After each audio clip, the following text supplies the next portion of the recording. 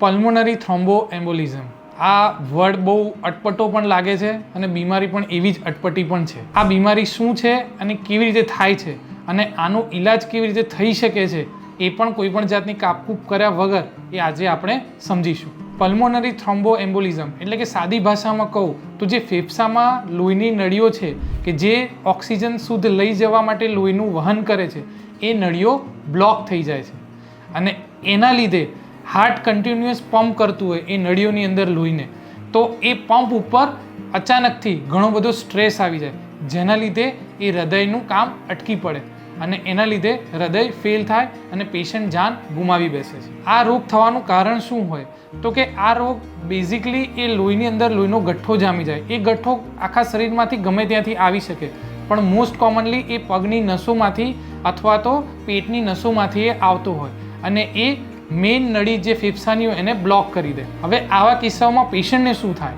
આવી નળીઓ બંધ થાય એટલે પેશન્ટને અચાનકથી દુખાવો થાય છાતીમાં અને સાથે સાથે લોહી પહોંચતું નથી એ ફેફસામાં એટલે એને શ્વાસ લેવાની અતિશય ગંભીર તકલીફ ઊભી થાય અને એના લીધે પેશન્ટને આઈસીયુમાં ખસેડવો પડે અને જરૂર પડે તો જેમ હાર્ટ બહારનું હોય એવી રીતે બહારનું લંગ હોય એના ઉપર પણ પેશન્ટને રાખવું પડી શકે. પણ આ વસ્તુનો ઈલાજ શું?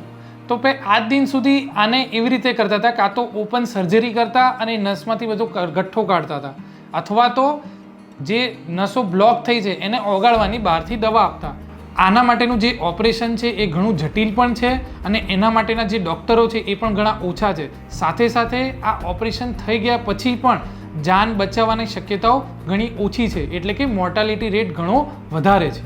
અને જે બીજું લોહી ઓગાળવાના ઇન્જેક્શનો છે એ દરેક કિસ્સાઓમાં સફળ પણ નથી થતા, તો આવા કિસ્સાઓમાં પેશન્ટ જાન ગુમાવી બેસે છે. તો હવે આના માટે એક નવી AI બેઝ ટેકનોલોજી અવેલેબલ છે કે જેમાં આપણે કોઈ પણ જાતની કાપકૂપ કર્યા વગર પગની નસોમાંથી એ નસોમાં પહોંચીએ અને એ ખાલી જે ગઠ્ઠા હોય એને જ કાઢી અને શરીરમાંથી બહાર કાઢે છે જેથી કરીને એ નળી ખુલ્લી થાય એટલે એ હૃદય ઉપરનો સ્ટ્રેસ દૂર થાય, લોહીનું પરિભ્રમણ ચાલુ થાય એટલે ઓક્સિજન પણ વધારે લોહીની અંદર વધે જેથી કરીને એમને જે બ્રેથલેસ એટલે શ્વાસ લેવામાં તકલીફ થાય એ પણ જતી રહે અને પેશન્ટની જાન પણ બચી જાય.